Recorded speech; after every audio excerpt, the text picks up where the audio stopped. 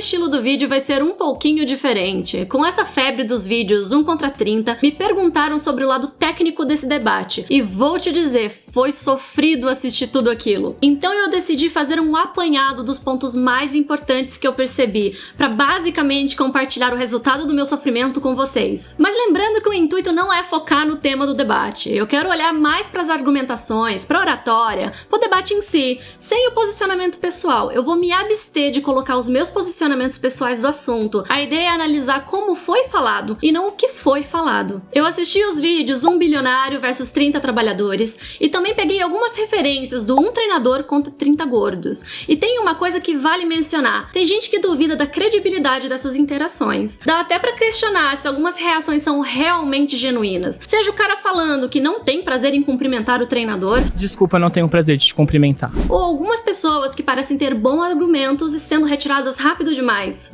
Meu nome é Júlia Moreno, sou especialista em comunicação internacional e oratória e vim aqui te ensinar o que você precisa saber para ser um excelente comunicador.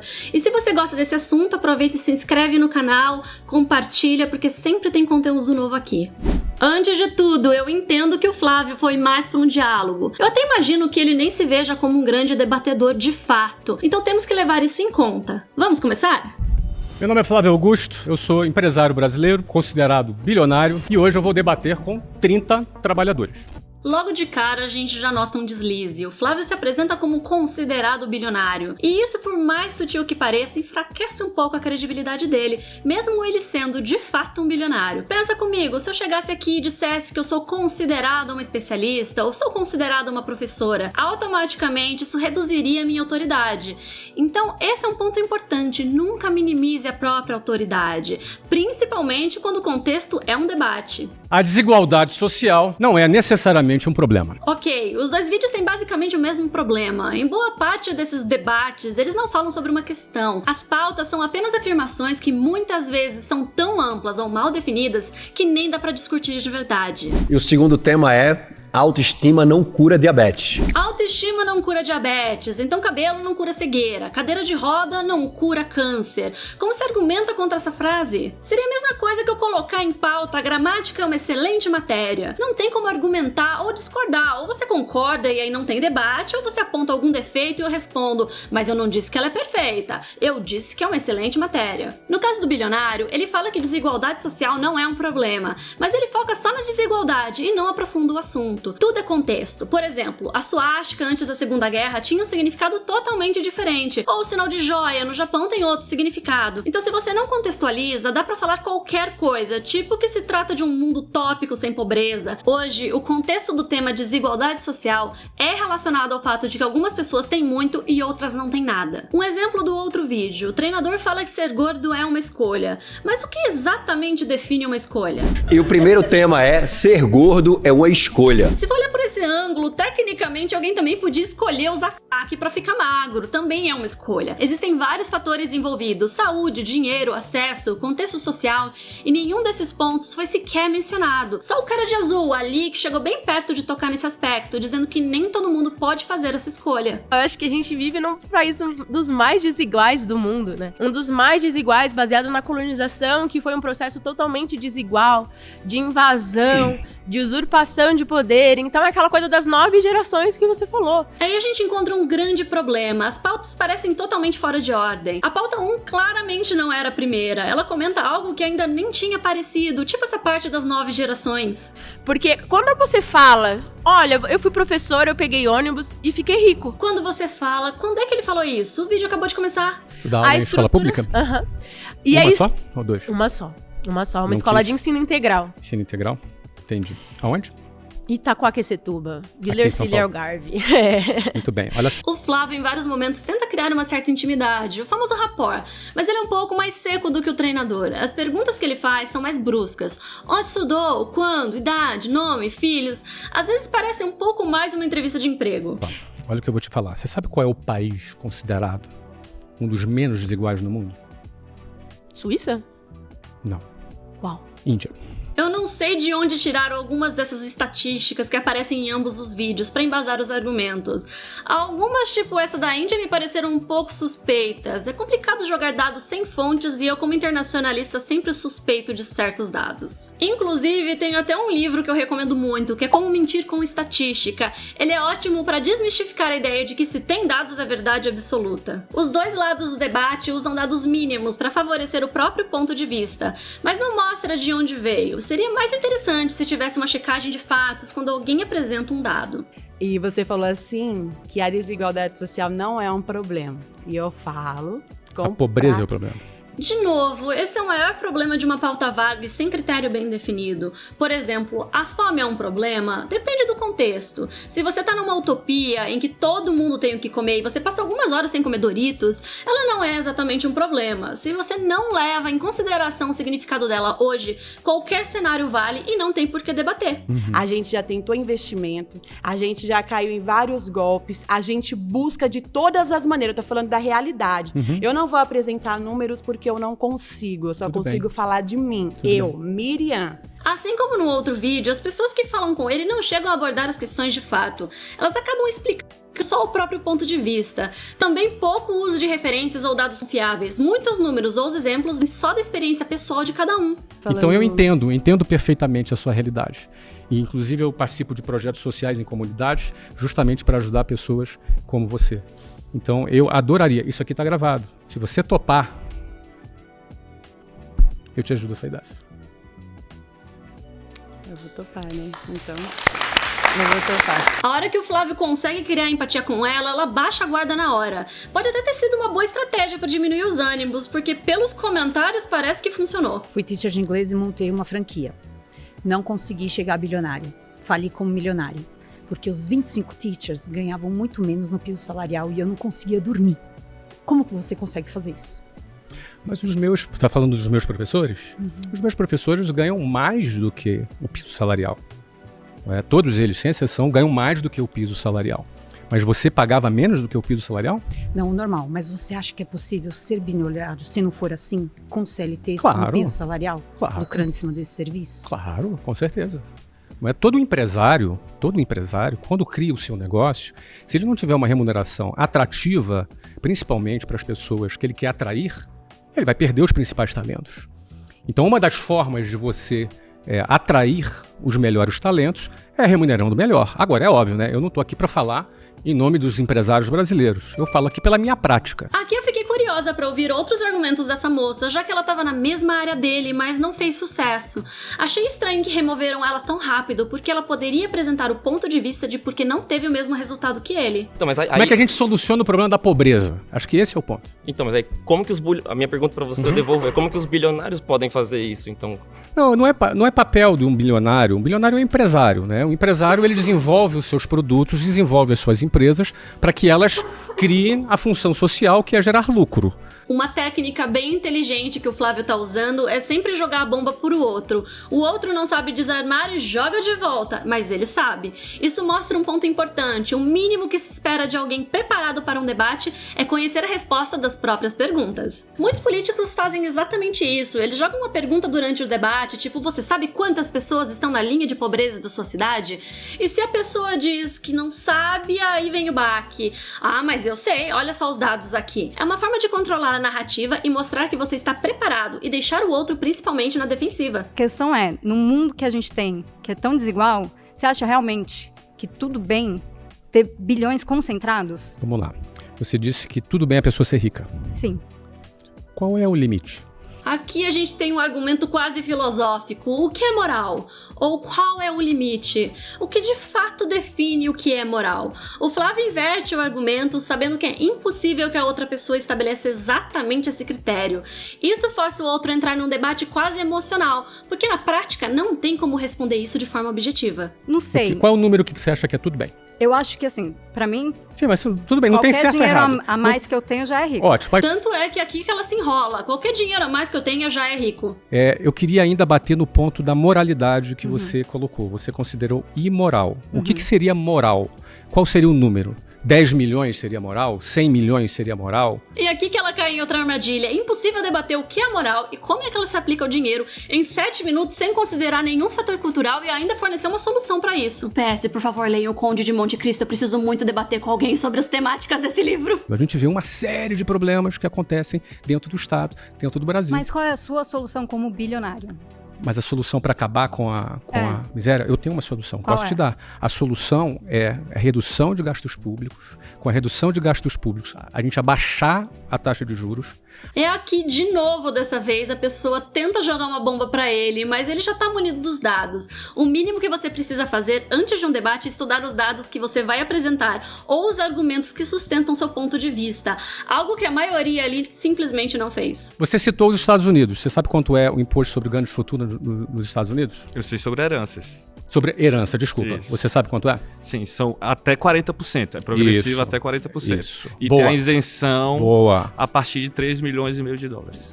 Você errou essa parte. Essa parte você errou.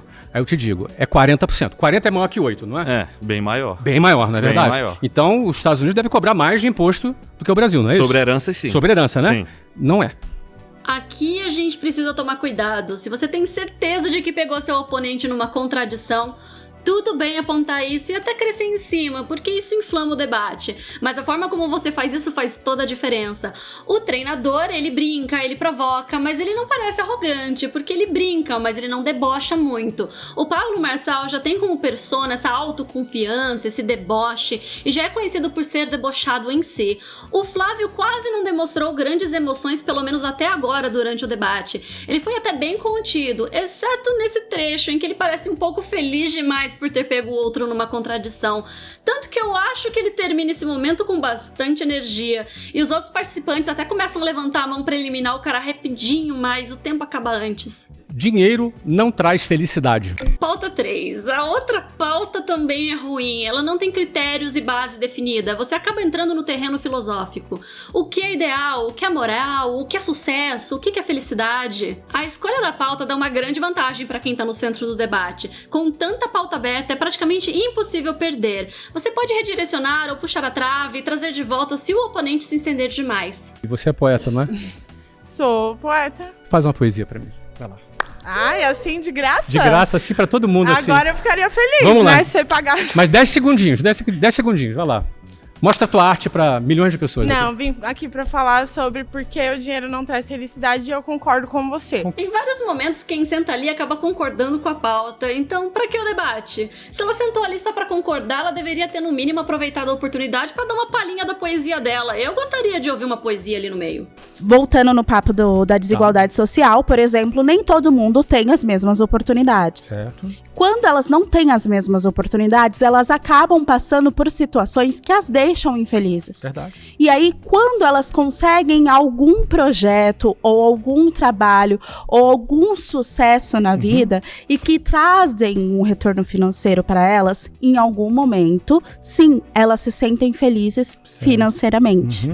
Então, para mim, Então, em parte da felicidade, deixa eu te dar sim. um ponto, muito interessante seu ponto. Na minha visão, você está confundindo a felicidade com contentamento. A gente entra de novo numa pauta aberta demais, sobre um tema super subjetivo. A primeira pergunta que alguém poderia fazer para tentar enquadrar o Flávio antes de qualquer outro argumento seria: o que é a felicidade? Qual a diferença disso e o contentamento? O treinador do vídeo anterior fazia muito isso. Ele usava uma técnica de espelhamento. Se a pessoa exagerava, ele respondia com outro exagero. Se ela era calma, ele também entregava calma. Mas a verdade é que elas nem querem estudar. Elas estão no sentido de seguir: eu vou ficar rica, porque o sucesso é algo imaginário. O sucesso, o que é o sucesso? Então, né? eu pergunto pra você. É relativo. O que é o sucesso pra você?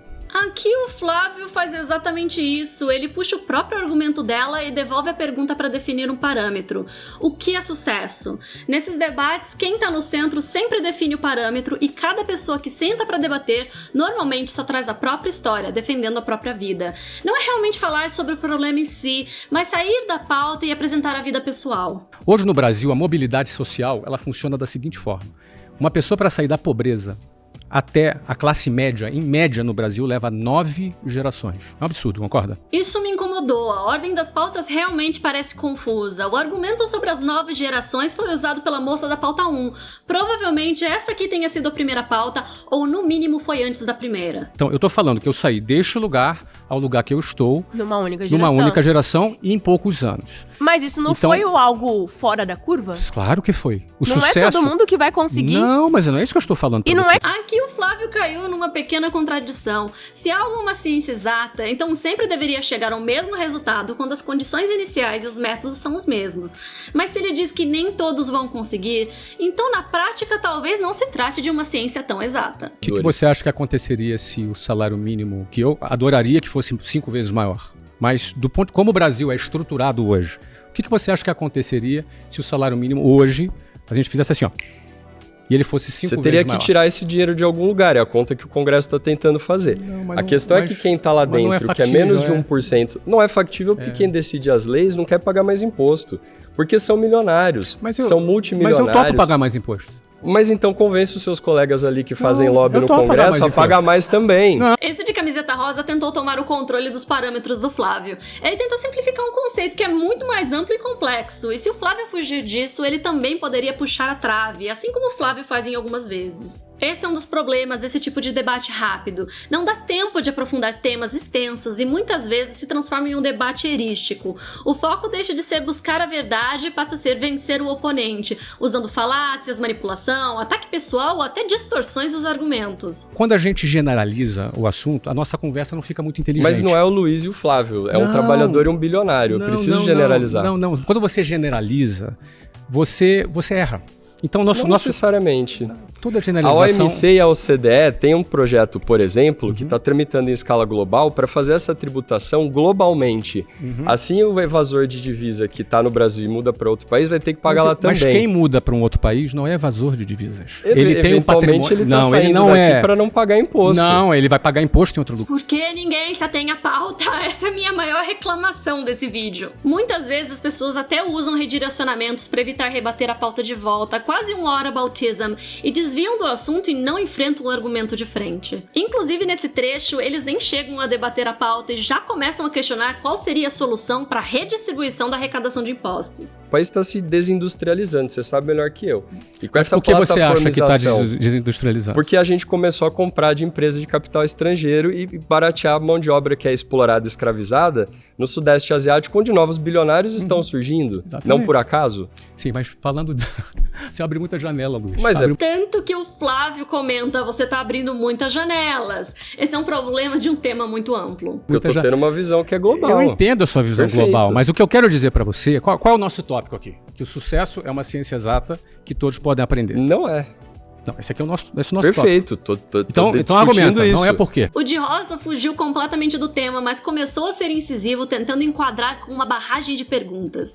Mesmo assim, ele manteve uma modulação neutra, mas ainda incisiva, sem dar brechas para que o Flávio pudesse interromper. Para quem quer saber o que seria uma modulação neutra e incisiva, é que ele mantém o mesmo tom, fazendo aquele tananana. Ele não respira, ele não joga a voz para cima, ele não joga a voz para baixo. Ele sempre continua nesse mesmo nível, o que faz ele quase não ter ar, direto fazendo uma barragem em que não dá espaço para o outro entrar no lugar. Já o Flávio tenta entrar para responder e começa a ficar um pouco exaltado. A modulação exaltada, normalmente a gente sobe bastante o tom de voz. Então, uma vez aquele tananana, conciso e constante do incisivo, o exaltado é tananana, a gente vai aumentando cada vez mais o tom e perdendo o controle da modulação. Ele até tá tentando aumentar os tons e fala mais rápido e tentando cortar a fala do outro para conseguir se posicionar, mas o cara de rosa não tá deixando. Se exaltar não significa exatamente perder a calma, significa colocar mais energia, só que se exaltar demais, por mais que seja natural para algumas pessoas, e não seja você ficando irritado exatamente,